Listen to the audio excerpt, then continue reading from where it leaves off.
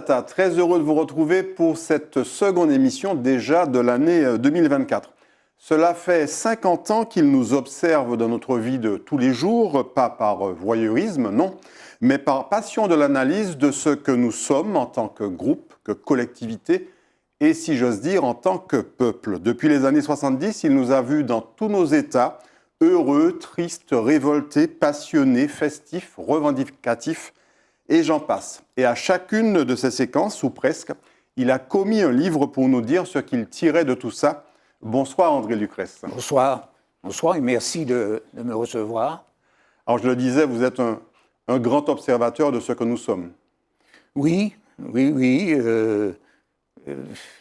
Comment ça s'est passé? En fait, au moment où j'étais au lycée, je découvre Frantz Fanon et je me suis dit, je veux absolument faire la psychiatrie, être psychiatre.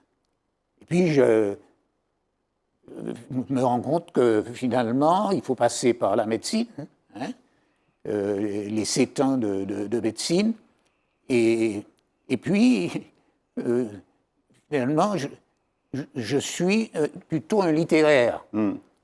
Et donc, je me suis aperçu qu'il y a un barrage des mathématiques. Et c'est là où je prends la décision, donc, plutôt que d'aller vers cette voie, donc, d'aller vers la voie donc, de la sociologie. Alors, qu'est-ce que c'est qu'un sociologue? Alors, voilà. Justement, c'est ce que j'allais dire. Alors, quand je parlais de ça aux gens, quoi, ils me disaient, mais c'est quoi la sociologie? Non, la sociologie, c'est l'observation des sociétés. Comment elles mûrissent, comment elles se développent, comment aussi elles régressent. Un exemple, Haïti. Haïti est en régression totale. Et donc, il faut donc observer. Alors, on peut aussi observer des pans des sociétés. Par exemple, on peut faire une étude sur la jeunesse. Par exemple, on peut faire aussi une étude sur ce qu'on appelle les vieux. Et donc, on en tire, à partir d'une analyse, on en tire un certain nombre de choses qu'on expose. Voilà. Le moins qu'on puisse dire, c'est que depuis les années 70, vous avez observé beaucoup de choses concernant les Antilles, parce que vous ne vous intéressez pas seulement à la Martinique, les Antilles Guyane, même, je dirais. Est-ce qu'on est un peuple qui est secoué, qui est écorché vif, comme on l'entend souvent? Oui, on peut dire ça comme ça. Quand j'observe justement la Caraïbe, prenons la thématique de l'esclavage. Nous sommes, j'ai presque envie de dire, les plus addicts à cette chose-là. À la mémoire de l'esclavage? La mémoire de l'esclavage. À Cuba, bon, ça passe, oui, on sait qu'il y a eu l'esclavage. À l'autre bout, par exemple, à Barbade, ça passe. Et donc, nous sommes absolument, vraiment, toujours à en parler, d'une part, et toujours à en parler avec beaucoup d'aigreur. Est-ce que ce n'est pas un peu français aussi tout ça? Parce que quand on voit tout ce qui se dit et se fait et se commémore autour de la Shoah, notamment dans l'Hexagone, on a l'impression que finalement c'est un peu français tout ça. Oui, mais j'ai presque envie de dire, pour la France, la France a pu gérer cela. Exemple, 1789. On a le choix entre quelque chose qui s'annonce et une liberté, et on a le choix avec, en face, la terreur. Et la France, justement, maîtrise la terreur. Et la liberté s'ouvre à beaucoup de choses, y compris d'ailleurs à l'esclavage. Oui, tout à fait. Nulle terre française ne portera d'esclaves. On va reparler du sociologue et de la sociologie que vous pratiquez dans la seconde partie de l'émission, mais on va commencer par essayer de mieux vous connaître. C'est Kimounouye.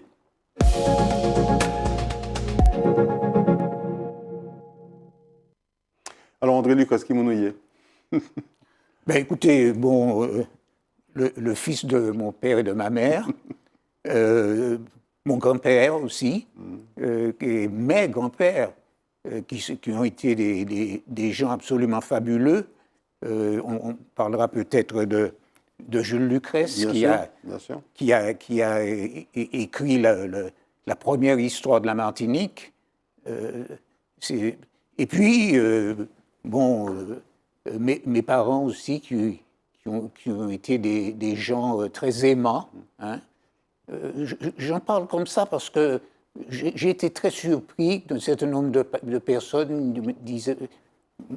arrivent à me dire que finalement, tu sais, ma mère ne m'a jamais aimé, etc., etc. Non, c'est pas du tout le cas pour moi. Et puis, avec mon frère et ma sœur, on a grandi comme tous les Martiniquais. Vous êtes né dans une grande famille foyalaise. Tout à fait. La famille Lucrèce, oui. Qui est une famille avec beaucoup de ramifications, mais vraiment typiquement foyalaise. Tout typiquement foyalaise, parce que je suis né au 18 rue Schellcher, à proximité de l'église. Donc, oui, on peut dire ça comme ça, vraiment. C'est une famille foyalaise, très, très soudée d'ailleurs, hein, et donc avec une enfance heureuse. Alors, on n'a qu'une photo de vous enfant. Oui. C'est celle qu'on va voir, c'est cette photo d'école. Oui. On vous voit là, c'est à clé de bleu. Oui. Il y avait quoi? Vous étiez au moins 45 ou 50 dans la classe? Non, alors c'est pas la classe. Oui. Il doit y avoir à peu près 3 ou 4 classes là. C'était tout simplement à l'école Périnon. Et la maison qu'on voit derrière, enfin l'immeuble qu'on voit derrière, c'était les services fiscaux. Et ma mère travaillait aux services fiscaux. Donc, vous voyez bien que j'étais sous surveillance. À la récréation, il fallait que j'aille la saluer, lui faire un signe, évidemment. Et parfois aussi, elle me portait mon goûter, etc., etc. Donc voilà, c'était une vie de Martiniquais. Ouais. Cette photo est aussi assez extraordinaire parce que, alors, il y a des garçons et des filles, oui. Et on voit toute la diversité de teints oui. de la Martinique, du Fort-de-France de l'époque. Absolument, absolument. Et il y a des copains hein, là-dedans, des gens avec lesquels après, quand je vais grandir, on va jouer au football, ensuite on ira se promener sur la savane, etc. Parce que justement, la savane est notre jardin à ce moment-là. Oui, oui. La savane, la maison des sports qui avait tout au bout. Bien sûr. Et puis la mer. La mer, absolument. La française. Ticket Grand Quai, parce que c'était finalement une distance que nous faisions à la nage en faisant des courses. Donc c'était vraiment une époque qui n'avait pas la crispation que l'on ressent aujourd'hui. C'est-à-dire qu'il y avait un vrai savoir-vivre ensemble. Tout à fait. Vivre ensemble. Tout à fait. On peut dire ça. Qu'est-ce que vous retenez de l'école, André Lucrèce? Alors, des choses extraordinaires. Des choses extraordinaires. D'abord, des amitiés. Ça, c'est extrêmement important. C'est le premier lien social après la famille, l'école. Exactement. Exactement. Une fois qu'on rentre à l'école, donc on a des amis, ça peut aller aussi jusqu'à quelques mariages, vous voulez dire? Oui, pourquoi pas, oui. Quelques connaissances qui se font. Et puis, il y a aussi, et moi j'ai beaucoup de respect pour eux, il y a les maîtres. Il y a les maîtres. Et j'en ai un certain nombre en tête. Et je considère que finalement, ces gens-là faisaient un travail extraordinaire. Vous savez, il faut en parler. Après l'abolition de l'esclavage, vous avez 3 hommes qui disent « il nous faut construire un lycée à Saint-Pierre ». C'est donc Ernest Deproche, c'est Marius Huard, c'est avec d'autres. Et donc, les Béquet leur dit, non, non, non, non, avec cet argent, il faut qu'on trace des routes, parce que ça va servir à l'économie, etc. Et ils tapent le poing sur la table et ils disent, ce lycée est notre fierté. Et surtout, il va permettre, n'est-ce pas, à n'importe quel petit Martiniquais d'accéder à la connaissance. Et ça, c'est fondamental. Et c'est le symbole même, justement, de l'école. Alors, en parlant de lycée, il y en a un que vous avez très bien connu, comme beaucoup de Martiniquais. Ah oui. De l'époque, et pas que des Fouillalais, le lycée Schellcher, alors, qui aujourd'hui n'existe plus sous cette forme-là, même si je crois que l'entrée a été conservée. Oui. Mais là aussi, c'était pour vous un passage sans doute avec beaucoup de souvenirs. Oui, c'était fondamental. Une anecdote, par exemple, on commençait un peu à se frotter, je vais dire, à tout ce qui était politique. Hein. Il y avait des copains qui étaient déjà beaucoup en amitié avec le Parti communiste, par exemple, etc. Et alors qu'en terminale, par exemple, nous avions un professeur de philosophie qui, lui, était vraiment un passionné de la philosophie chrétienne. Alors, vous savez ce qu'on faisait lorsqu'on entendait dire que René Ménil abordait justement le marxisme, on allait dans la classe à côté, et parfois on était 3 donc, sur le banc, alors que c'était un banc de 2 personnes.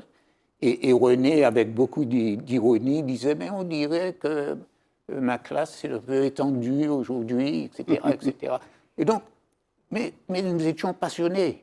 C'est-à-dire que nous voulions savoir ce que c'était que le marxisme. Et il n'y avait pas maître qui était le plus, comment dirais-je, à même de nous exposer ce que c'était que le marxisme. Oui.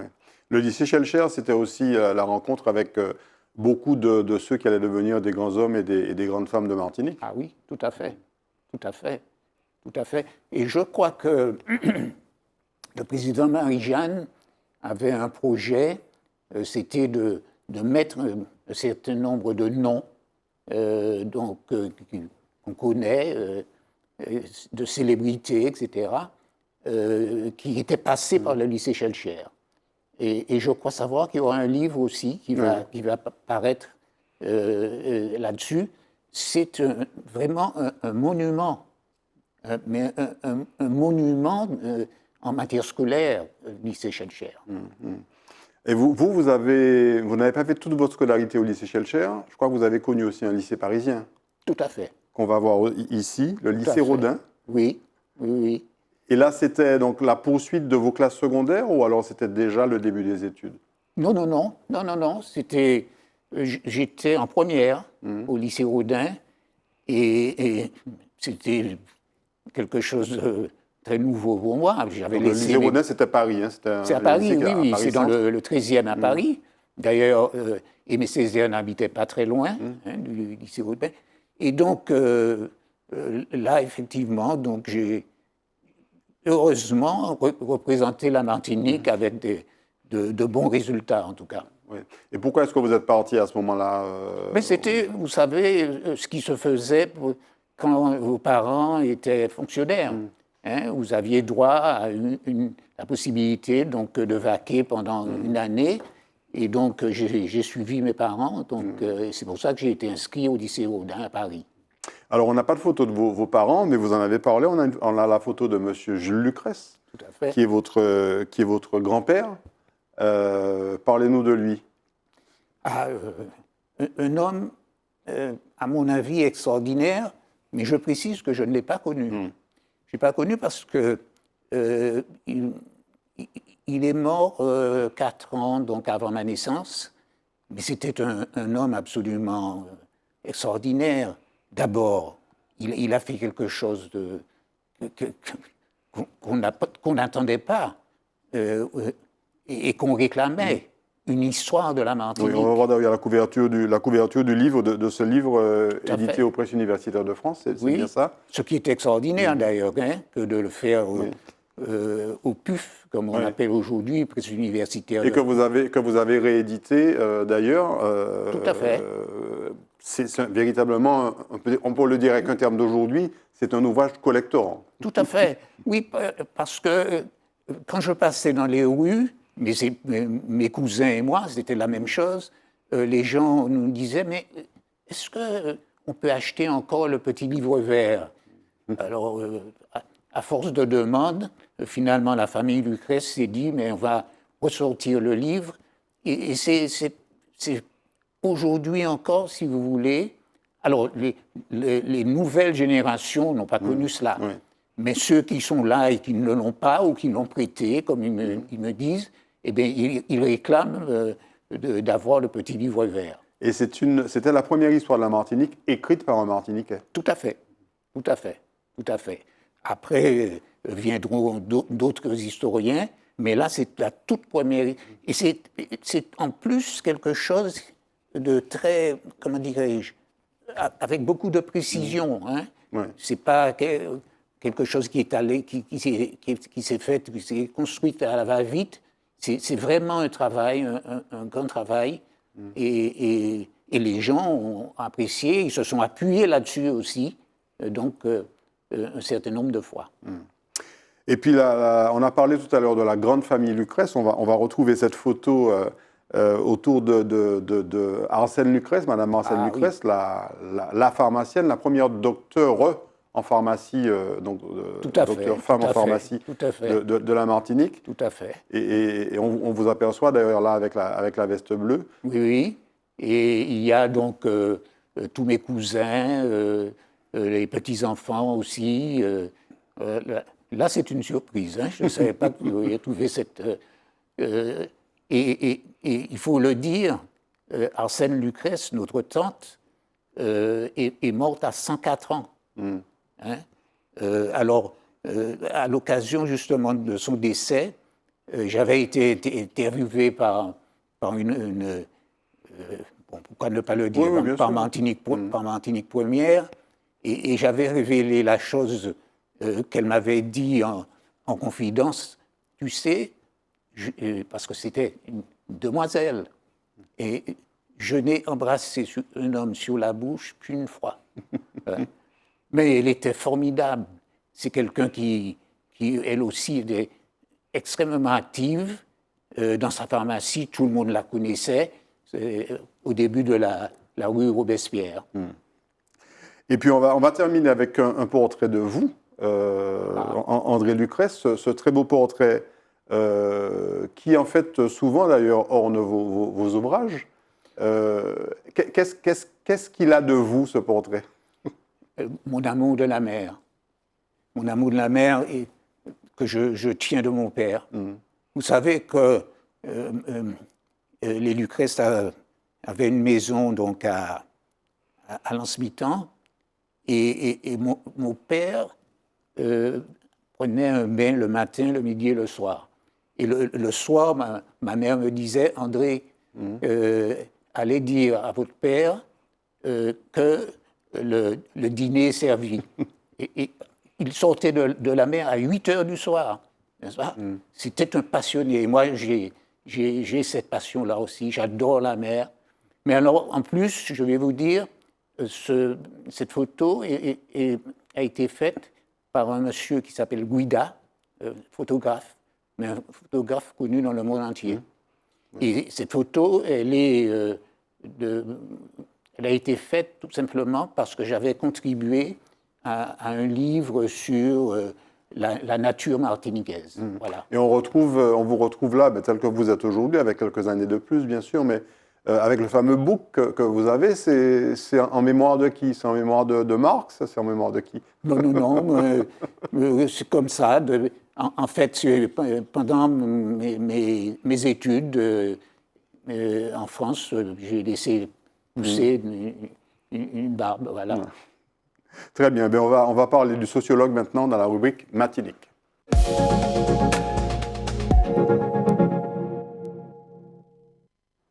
André Lucas, est-ce que vous savez que vous avez une page Wikipédia? Oui, Oui. oui, d'ailleurs, elle mérite d'être à jour. Oui. Oui. On va en voir donc l'illustration. Alors, Wikipédia, c'est on va dire ce serveur d'information Oui. qu'on retrouve Mondial. voilà, mondial, qu'on retrouve sur Internet, et dans lequel on va dire on retrouve dans l'ensemble plutôt des gens connus ou reconnus. C'est vous qui l'avez créé ou pas du tout? Vous savez qui l'a créé? Je ne sais pas. Je ne sais pas. Je ne sais pas. Mais j'aimerais bien que ce soit mis à jour. Mais vous savez que vous pouvez le faire vous-même, hein, en oui, tant que tout à fait, contributeur. tout à fait. Mais je préfère justement ne pas le faire parce que il y a quelque chose qui, chez moi, est ancré, c'est l'humilité. Vous savez, plusieurs fois, des gens ont voulu me rendre hommage. Je n'ai pas beaucoup ça. Vous n'êtes pas du genre à... Alors, il y a une fois, c'est comment dirais-je, l'association culturelle enfin, de la mairie donc, de Trinité qui voulait me rendre un hommage, mais il ne m'avait pas présenté ça comme ça, parce que sinon j'aurais certainement refusé. Et puis ça m'a permis de parler avec les gens. Ils me disaient ce qu'ils avaient retenu d'un certain nombre d'analyses que j'avais faites. Et pourtant, c'était effectivement quelque chose d'extrêmement intéressant et chaleureux. En début d'émission, vous nous avez expliqué un petit peu ce qui vous avait amené à faire de la sociologie. Oui. Mais vous avez toujours été très proche aussi de la littérature, un vrai passionné de littérature. Et l'un de vos premiers ouvrages, c'était un ouvrage sur la négritude. On va voir cette photo d'Aimé Césaire, qui est le chantre de la négritude, comme on le sait. Pourquoi avoir décidé d'écrire sur la négritude au début de votre carrière, en fait? Tout à fait. 71. Ben écoutez, figurez-vous que c'était alors déjà dans mon esprit d'écrire quelque chose sur la négritude. Et vous, comme vous avez dit, effectivement, alors je faisais à la fois, si vous voulez, des études de sociologie, mais également des études de littérature. Et je me suis dit, tiens, on peut combler les deux choses, les faire se rencontrer. Et en plus de ça, à cette époque-là, Édouard Glissant me dit, il venait de lancer justement la revue Aroma, et il me dit, est-ce que tu aurais un texte, etc. Et c'est ça qui m'a poussé à faire ce texte-là, que Glissant a beaucoup aimé, que beaucoup de gens ont beaucoup aimé, et qui m'a fait rencontrer Aimé Césaire, parce que je lui ai montré ce texte par l'intermédiaire de ses fils, et j'ai pu aussi en parler avec lui. Et puis après, beaucoup d'autres rencontres pour se faire avec lui. Que reste-t-il de la négritude aujourd'hui? Ce que Césaire en dit. Ce que Césaire en dit, c'est-à-dire que ça n'est pas un absolu, c'est quelque chose qui permet justement d'universaliser les choses. C'est parce que justement le nègre était mis de côté, hein, c'est parce que justement il y avait cette, en quelque sorte, cette dévaluation du noir, et je préfère dire plutôt du nègre, pour dire que, comme René Ménil, quand on vous dit sale nègre, nous ramassions des injures pour en faire des diamants. Et donc, c'est dans cet esprit-là. Et Césaire a beaucoup insisté. Et un jour, il m'a dit, c'était un Canadien qui avait écrit un livre, c'était, je ne me rappelle pas exactement, mais c'était Nègre blanc d'Amérique. Et Césaire me dit, tu vois, ce monsieur a bien compris ce que c'est que la négritude. Voilà. Vous avez donc beaucoup travaillé sur ce que nous sommes, nous, en tant en tant que société, en tant que, alors je disais, j'ose dire en tant que peuple. D'ailleurs, sommes-nous un peuple? Oui, bien sûr. Hmm. Bien sûr. Moi aussi, je le dis. Et vous avez aussi beaucoup travaillé sur la jeunesse, André Lucrèce. Vous avez beaucoup publié aussi sur la jeunesse. Et il y a eu j'ai retrouvé trace de cet article dont vous vous souvenez sans doute. Tout à fait. En 1995, avril 95, dans le Monde diplomatique, parce que vous avez beaucoup contribué en fait à travers les tribunes ou des essais comme ceux-là. Pourquoi, à l'époque déjà, ce titre, L'angoisse d'une vie tronquée? Vous parliez de la jeunesse martiniquaise. Oui, on est bien d'accord. sûr. Parce que, et la chose, à mon avis, s'est aggravée, cette jeunesse-là n'a pas toujours eu ce qu'elle devait avoir. Et cet article, j'ai écrit ça parce que il y avait des déviances qui commençaient à se faire. La bascule, Oui. c'est un petit peu les années 90 pour vous. Non, dès les années 80. Dès les années 80, j'avais commencé à noter un certain nombre de choses, mais des choses abominables, hein, que je même hésiterais à décrire. Des jeunes qui se faisaient donc enculer pour des sommes vraiment qui ne valaient pas la peine. Et faut-il qu'il y ait des sommes qui valaient la peine dans ce genre de choses-là? Tout ça se passait sur la savane, qui se dégradait considérablement. Et puis surtout, si vous voulez, un chômage qui est considérable. Et aujourd'hui encore, je suis très préoccupé pour cette jeunesse-là. Pourquoi? Parce que nous avons deux pôles. Un pôle qui réussit remarquablement. Je me dis, mais c'est incroyable. Des enfants de mes amis que j'ai connus, qui étaient je les ai connus tout petits, qui aujourd'hui sont presque à la direction d'Airbus, d'autres qui sont dans d'autres grandes entreprises, et qui réussissent. Et puis, à l'autre pôle, il y a cette jeunesse que vous connaissez, et qui aujourd'hui, donc, fait ce que Fanon appelait, donc, la violence qui se retourne contre soi.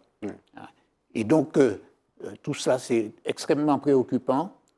Et je suis toujours à répéter qu'il y a moyen donc d'intégrer cette jeunesse. Et Madame Borne, ex-première ministre,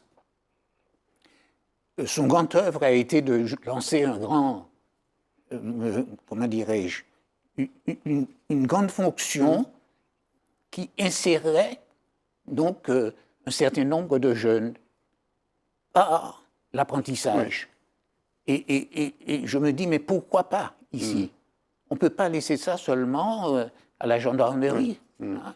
Et donc, il faut donc faire cet effort-là pour que ces jeunes, ils veulent faire quelque chose. Vous savez que, d'ailleurs, je pensais en parler tout à l'heure, mais je le dis tout de suite, je suis allé au rond-point là, pendant le Covid. Oui. Sur les giratoires dans lesquels il y avait des blocages. Voilà. Et j'ai eu l'occasion de discuter avec ces jeunes. Et ils disent la chose qu'on entend le plus, c'est-à-dire, il n'y a pas qu'à faire rien, bah nous. Et donc, moi je crois que justement, il y a cette attente-là. Et il faut y répondre. Ouais. Alors, vous avez aussi écrit sur l'enseignement. On va voir ces deux ouvrages. Alors, je pense que ce sont deux ouvrages que vous avez écrits à des périodes différentes. Il y en a un que vous avez écrit au masculin, civilisé ES, et l'autre au féminin, civilisé EES, de l'enseignement aux Antilles. Oui. Qu'est-ce que vous y faites? C'est une critique sociologique de l'enseignement? Oui, parce que je commençais à faire un certain nombre d'enquêtes sociologiques et en particulier qui m'ont fait rencontrer d'ailleurs les ouvriers de la banane. Et à ce moment-là, j'ai milité avec ces personnes. On avait déjà commencé à l'AGEM, l'Association générale des étudiants martiniquais, dont j'ai été à un moment le président.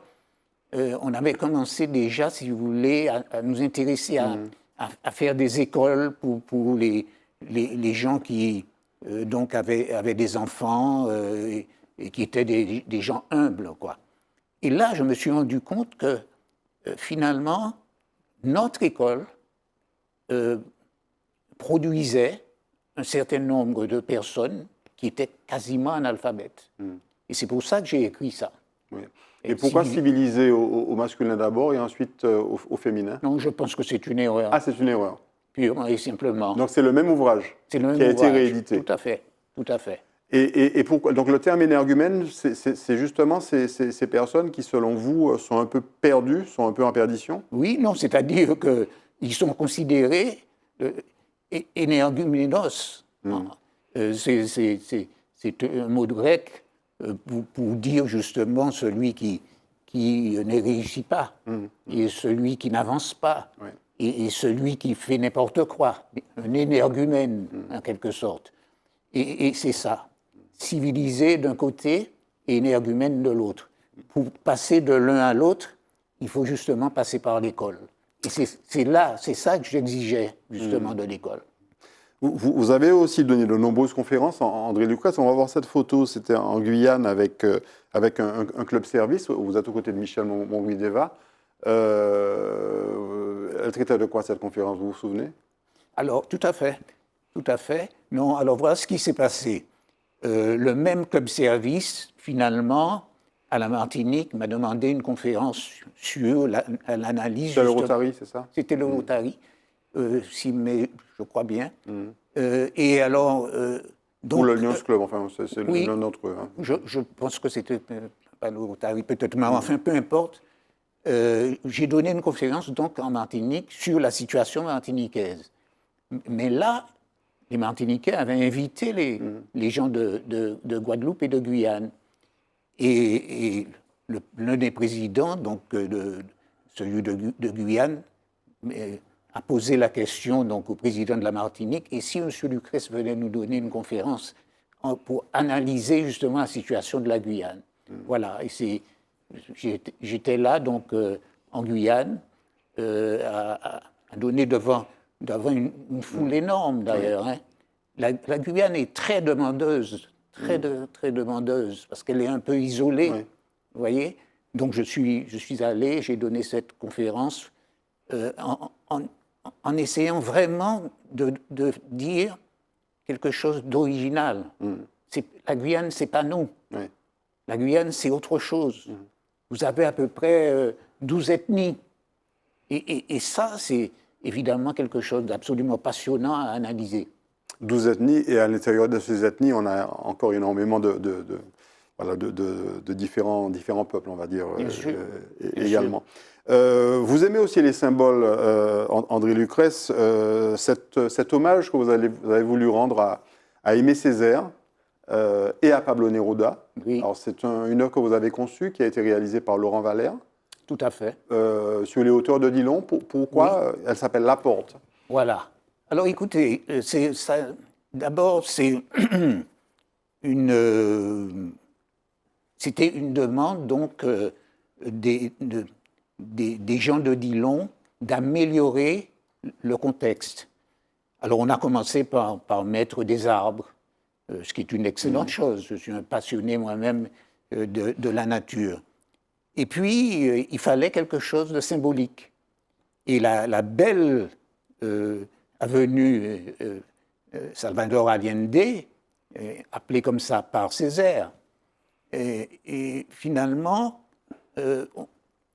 on passe là-dedans et puis ça n'aboutit à rien. Et j'ai voulu remplacer ce rien par justement une porte. Et pourquoi cette porte? Parce que justement, l'avenue Salvador Allende a été dénommée ainsi par Aimé Césaire, et l'autre poète, c'est Pablo Neruda, à qui on avait proposé finalement de prendre la direction donc, politique dans son pays. Au Chili. Voilà, au Chili. Et il avait dit non, non, non, je suis un poète, je suis un combattant, certes, mais choisissez plutôt le camarade Allende. Voilà. Et c'est comme ça qu'on retrouve à la fois l'avenue Allende et puis en même temps la porte symbolisant Aimé Césaire et Pablo Neruda. Vous avez beaucoup écrit, vous avez beaucoup analysé nos blessures, nos fêlures, tout ce qui aujourd'hui parfois nous oppose. Et il y a eu récemment cette exposition sur le Bénin à la Fondation Clément, Oui. l'habitation Clément, et qui a valu effectivement un certain nombre de polémiques, qui a créé polémique parce qu'un grand béquet décide d'organiser une exposition qui un peu parle donc de nos ancêtres africains. Qu'est-ce que vous en avez tiré? Vous avez publié ce billet, Oui. j'allais dire ce pamphlet, Oui. quelque part. Écoutez, moi je crois que nous avons une responsabilité, nous Martiniquais, c'est de faire en sorte que nous puissions vivre à la fois de manière tranquille, sans poison aucun, y compris sans poison de l'âme. Et donc, ce qui m'a frappé, c'est qu'il y a un certain nombre de personnes avec lesquelles bon, je n'étais pas d'accord, parce qu'ils exigeaient des choses que l'on ne peut pas exiger. On ne peut pas demander aujourd'hui à quelqu'un, je ne sais pas moi, presque un siècle après, de payer, n'est-ce pas, parce qu'il y a des gens qui ont pratiqué l'esclavage. Et ça n'est pas admissible. Et il y a encore quelqu'un qui le dit très bien, et donc j'ai préféré passer justement par cet homme pour exprimer, n'est-ce pas, comment dirais-je, cette contradiction. Et ce que je crains surtout, c'est que nous marchions toujours avec du ressentiment. Le ressentiment, c'est quelque chose qu'il nous faut absolument mettre de côté. Que dit le sociologue? Que faudrait-il faire aujourd'hui pour, alors, pas oublier, parce qu'on n'oublie pas ce qui s'est passé, mais vivre un peu mieux ensemble, je veux dire entre communautés, qui aujourd'hui sont des communautés de destin, comme quelque part elles l'ont été auparavant. Ce qu'il faut faire, ce sont des gestes. Ce qu'il faut faire, ce sont des choses qui décroît à mettre sur un certain nombre d'attitudes, ce qu'il faut faire des deux côtés. Et bien entendu, ça permettra d'apaiser et ça nous permettra d'avancer. La pleurnicherie, ça ne sert à rien. Le ressentiment ne sert strictement à rien. La haine, encore moins. Et donc, c'est ce que j'aurais voulu dire dans ce que vous avez appelé justement donc, mon papier ou... J'ai osé dire pamphlet, mais ce n'est pas tout à fait un pamphlet. Non, pas du tout, pas du tout. Au contraire, c'est faire savoir ce qu'un Martiniquais qui a réfléchi à tous ces problèmes, notamment dans son livre Peau noire en basque blanc, ce qu'il dit de la question de l'esclavage. Vous parlez de Frantz Fanon. Et de Frantz Fanon. Et c'est absolument fondamental. On termine cette rubrique Martinique avec cet ouvrage récent, hein, c'est votre dernier ouvrage, Oui. donc La Guadeloupe, la Martinique au temps du Covid-19. Donc ça fait à peu près un an que vous l'avez publié. C'est une espèce de, on va dire, de chronique autour de cette crise sanitaire. D'abord la crise, ensuite la parole, ensuite les comportements, et puis votre analyse à la fin. Qu'est-ce qu'elle a changé, cette crise, pour nous? Alors d'abord, elle a certainement fait prendre conscience que nos structures sanitaires ne sont pas à la hauteur de ce que nous devrions avoir. Ça, c'est absolument indiscutable.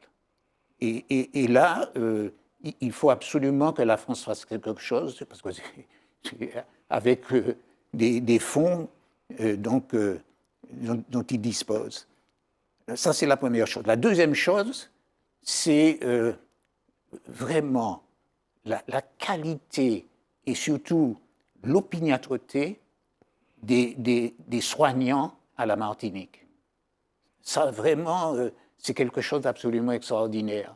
Les gens n'imaginent pas donc, comment ces gens-là ont une conscience,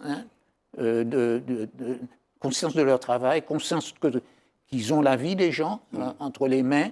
Mais ils ont eux aussi été fortement marqués, pour ne pas dire blessés, par ce qui s'est passé. Ils ont été à la fois encensés, puis critiqués, puis exclus pour certains parce qu'ils n'ont pas voulu être vaccinés. Et même agressés. Oui, et même agressés. Et c'est là justement le troisième élément. Nous revenons justement une fois de plus au ressentiment. Et là encore, ce ressentiment a produit de la haine. Et donc tout cela nous permet de réfléchir et à nous poser la question, donc, en particulier, donc, puisque c'était une épidémie, comment construire quelque chose de solide en matière sanitaire à la Martinique. Et ça, il faut absolument qu'on s'y mette. N'oublions pas, surtout, que nous avons une population qui vieillit. Et donc là, il y a du travail. Sommes-nous si fragiles, André Lucrèce, pour que chaque fois qu'il y a, c'est beaucoup plus qu'un grain de sable, hein, une épidémie comme celle-là, mais on a vu 2009 aussi, on a eu d'autres périodes qui ont été extrêmement douloureuses. Pourquoi est-ce que chaque fois qu'il y a un événement comme celui-là qui sort un peu de l'ordinaire, il nous fracture au lieu de nous rassembler? C'est un petit peu ce que je disais tout à l'heure, c'est-à-dire que, et c'est la quatrième partie de mon livre, il y a des gens qui ne vivent que dans le ressentiment. Et finalement, c'est une manière, si vous voulez, de perdre le dynamisme et la capacité que nous aurions justement de faire avancer ce pays. Si vous vous mettez à pleurnicher toute la journée, bon, ça ne sert strictement à rien. Et l'aigreur contre l'autre ne sert non plus justement à rien. Et donc, en plus, on peut dire des choses aussi quand même graves qui se sont passées. Nous avons des gens qui sont venus nous aider et sur lesquels pratiquement on a craché. Et donc ça, c'est absolument inadmissible. Il y a eu d'ailleurs une grosse fuite, on va dire, de médecins, notamment de l'Hexagone, de médecins spécialistes. On parlait notamment des neurologues qui sont partis quasiment tous à l'issue de ce conflit. Mais pas seulement. Tout à l'heure, je disais qu'il y a un pôle de nos jeunes qui réussissent. Mais nous avons, et je connais un certain nombre de nos jeunes qui n'ont pas 40 ans et qui sont professeurs de médecine. Et certains d'entre eux sont venus pendant la pandémie. Et ils ont dit, ah non, je ne retourne pas. Je ne retourne pas en Martinique. Si c'est comme ça, à la fois l'état aussi des hôpitaux, et puis en même temps, donc, cette quasi-terreur, si vous voulez, qui existait, ils ont dit non, en France, je travaille tranquillement. On termine l'émission avec la rubrique politique.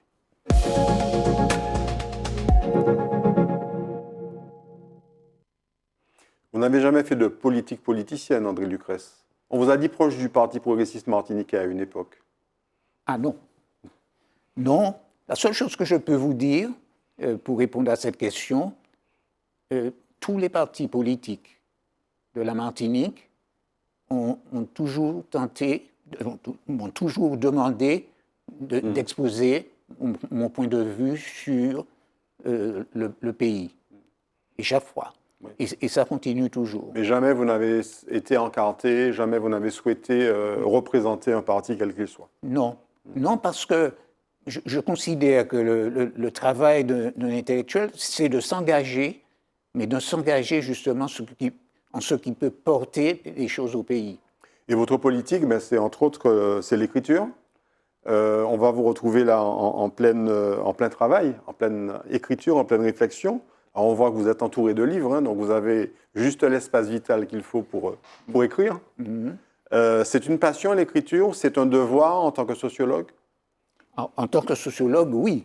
Il faut rendre compte et faire circuler donc l'analyse qui a été faite. Et c'est en ce sens que le livre que vous avez montré tout à l'heure,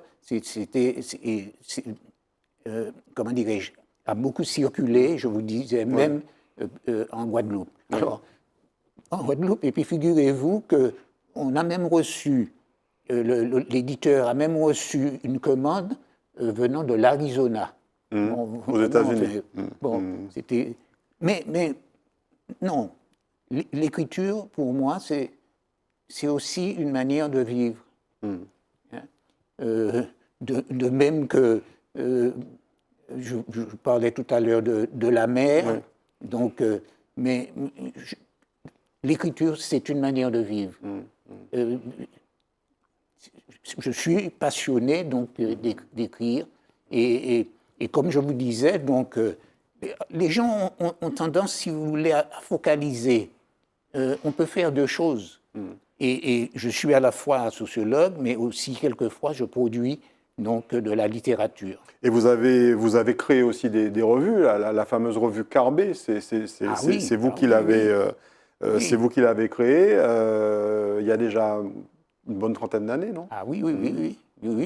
Et d'ailleurs, les amis avec lesquels on a monté cette revue se sont réunis d'ailleurs et on a encore là aussi rendu hommage donc à ce travail que nous avons fait et qui était reconnu à la fois aussi bien par Césaire, mais aussi beaucoup par René Ménil. Oui. Et René Ménil a participé d'ailleurs, il a écrit dans certains numéros donc, de Carbet. Et vous avez écrit sur nous, sur ce que nous sommes, sur nos comportements collectifs. Vous avez écrit aussi justement sur d'autres écrivains, d'autres auteurs. Mais par exemple, Aimé Césaire, dans Conversation avec ceux de Tropique. Voilà. Et puis sur Frantz Fanon, vous en avez parlé à plusieurs reprises depuis tout à l'heure. Oui. C'est un besoin aussi, quelque part, de rendre hommage et de décrypter ce que ces sages nous ont écrit. Écoutez, enfin, sages. Frantz Fanon était plutôt un révolté, mais... Oui. Mais c'est pas contradictoire. C'est pas contradictoire. Césaire aussi était un révolté. Oui, tout à fait. Eh oui. Et donc, non, mais moi, ce que je voudrais surtout dire, pour répondre à cette question qui est une question très, très judicieuse, moi, j'ai beaucoup de respect pour ces gens-là. Et pourquoi? Parce que, pour moi, les sociétés démocratiques ne peuvent exister que s'il y a ce qu'on appelle les humanités, c'est-à-dire la philosophie, la sociologie, mais également le roman, la poésie, etc. C'est fondamental. Et donc, c'est une manière, justement, de leur rendre hommage. Et vous figurez à la table de ces grands écrivains martiniquais. Il y a cette photo que j'aime beaucoup, que vous nous avez transmise, où vous êtes... on les voit, hein, Raphaël Confiant, Patrick Chamoiseau, René Corbin, enfin je ne peux pas tous les nommer, mais vous êtes à la table de ces gens-là. Vous êtes un grand écrivain, André Lucrèce.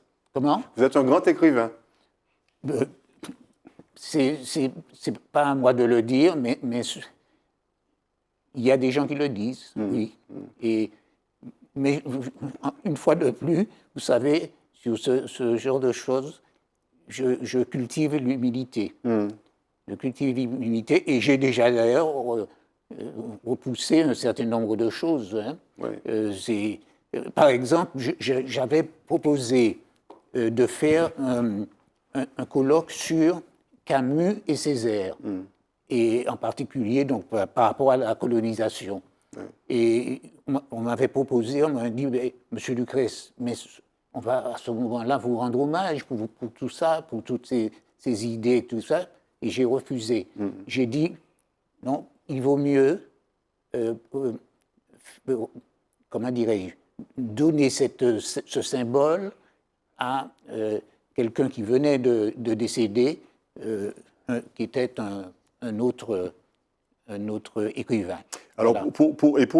pour diffuser des livres, il faut aussi des éditeurs. On va vous voir sur cette photo avec Gilles Alexandre et également avec José Alpha, qui lui était plutôt un auteur de théâtre et un comédien, plutôt. Les éditeurs, vous avez de l'admiration pour eux? Particulièrement ceux qui ont édité chez nous, comme Gilles Alexandre? Oui. Alors, c'est plutôt le libraire. Le libraire, oui, Oui. tout à fait, absolument. Oui, je dis éditeur, libraire. Oui, c'est le libraire. Et c'est un bon libraire. Et c'est pour ça que... parce qu'il signale les livres qui arrivent, et puis il fait le choix. Et aussi, il dynamise un petit peu, si vous voulez, la littérature. Et donc, c'est fondamental, ça. On va terminer avec plusieurs de vos livres ou actions, à commencer par Martinique d'antan. Il ne date pas de très longtemps, ce livre. Si, quand même, c'est l'un des premiers. Le premier, Martinique d'antan, c'était en 2003. Oui, mais, donc 20 ans. Oui, plus de 20 ans. Et vous voyez, et l'éditeur continue chaque fois, parce que c'est un livre qui se vend beaucoup. C'est notre Martinique à travers les cartes postales. Oui. Mais évidemment, il y a le discours. Jacques Opan par le discours. Et puis il y a aussi l'écrivain qui dédicace. Oui. On vous voit ici. Alors je ne sais pas quel était cet ouvrage. Vous vous en souvenez? Eh bien, c'était à mon avis, c'était toujours Conversation avec ceux de Tropique. Ça, c'était à la mutualité. À Paris. Non. À la mutualité en Martinique. En Martinique, parce que Claude Lise m'avait invité, là encore, je vous disais tout à l'heure que tous les partis m'invitaient. Claude Lise m'avait invité, au nom de son parti, à venir faire une conférence sur l'état de notre pays.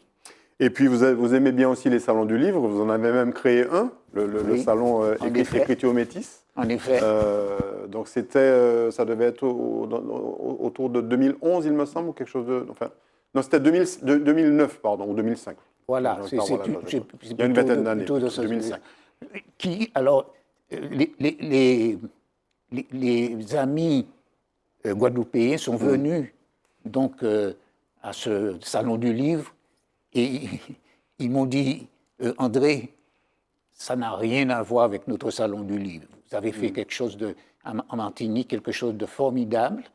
Oui, bon, mais voilà. Et je regrette qu'il n'y ait pas justement donc une suite de ce type de manifestation absolument fondamentale pour la littérature. Et quand on a parlé tout à l'heure de la revue Carbet, on a oublié de souligner, j'ai oublié de souligner qu'il y a eu un prix Carbet que vous avez créé également dans la foulée de cette revue, qui aujourd'hui est un petit peu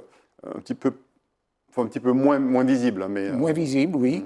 Et qui était, parce que aussi les amis, quelques-uns décèdent, mais qui était surtout, si vous voulez, c'est là qu'est la force aussi de ce prix, c'était caribéen. Il y avait des gens qui venaient de partout, d'Haïti, de Jamaïque, etc. Et c'était aussi une forme de fraternité. Et puis on termine l'émission avec une autre revue qui vous tient à cœur, les Cahiers du patrimoine. Là, c'est en l'occurrence une des revues sur l'esclavage, un des numéros sur l'esclavage. Je crois qu'il y en a eu deux. Oui, il y a eu deux tomes. Il y en a eu deux. Vous avez été rédacteur en chef Tout à fait. des Cahiers du patrimoine. Vous l'êtes encore aujourd'hui? Non, parce que les cahiers ne sortent pas. Alors, il y a eu le dernier date de 2021.